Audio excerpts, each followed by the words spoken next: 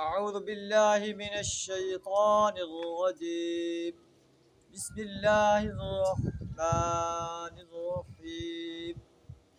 قال نوح رب إنهم عصوني واتبعوا من لم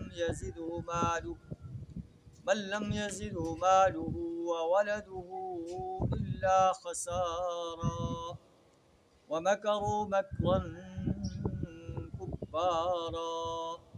صدق اللہ العظیم. نوح علیہ السلام اپنے رب سے فریاد کر رہے ہیں.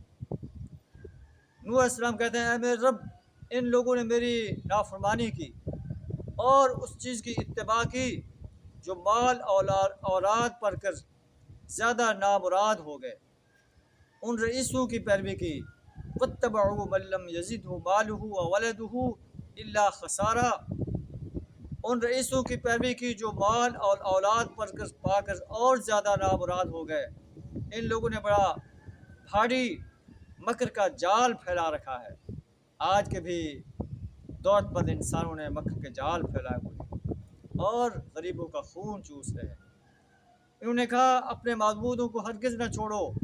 ود کو، سوا کو، یعوق اور نصر کو. ان رئیسوں نے بہت سے لوگوں کو گمراہ کیا. وَلَا تَزِدِ الظَّالِمِينَ إِلَّا ضَلَالًا. تو بھی ان ظالموں کو گمراہی کے سوا کسی چیز میں ترقی نہ دے.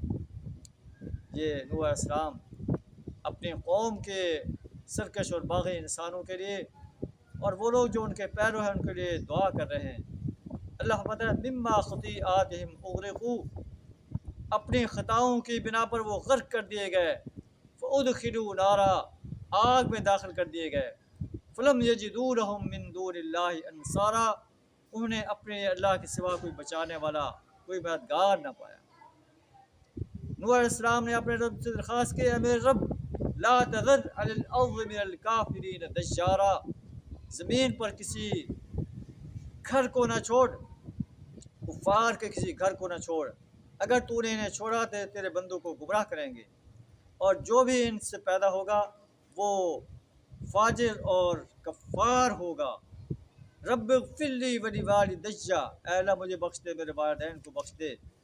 ولمن دخل بیتی مؤمنا، اور اس شخص کو بھی جو میرے گھر میں مومن کی حیثیت سے داخل ہو. وللمؤمنین والمؤمنات، سب مومن مردوں اور سب مومن عورتوں کو بخش دے. ولا تزد الظالمین الا تبارا، ظالموں کے لیے ہلاکت کے سوا کسی چیز میں اضافہ نہ کر.